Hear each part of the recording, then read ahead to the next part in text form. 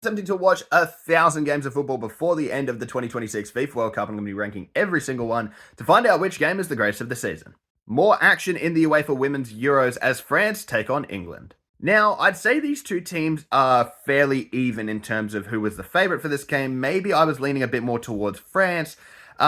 But England, in all honesty, have just had better results going for them, whether that's past Euros, whether that's, past World Cups. They've been the better side overall in terms of consistency.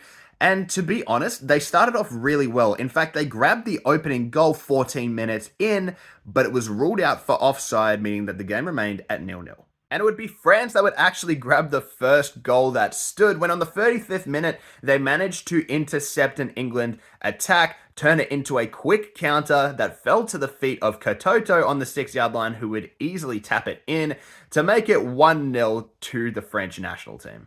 If I do have to say one thing as well, is that Lucy Bronze for England had a horrible game.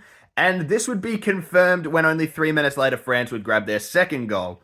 Now, Lucy Bronze was caught out of position, allowing Baltimore to get forward down the left-hand side. Lucy Bronze would then recover, go to put in a tackle, but would trip over herself, having the ball bounce off of her back into Baltimore's path, who would slam it into the roof of the net. This was absolutely horrific defending from England. This was purely awful. I've not seen defending this bad from the England women's national team in so long.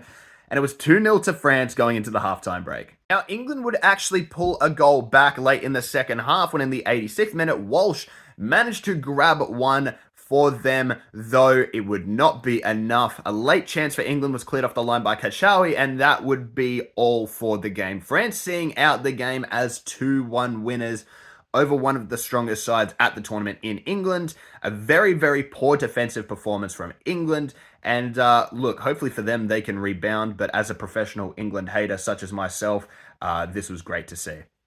Overall, the match didn't have a lot going for it outside of the action in the first half.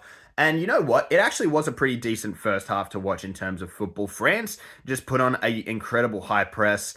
I found it very entertaining. They were rough. They put in plenty of tackles. And overall, they were just the better team this game, in my opinion. And for that, I'm going to give them their dues. I'm going to rate this game a 6.5.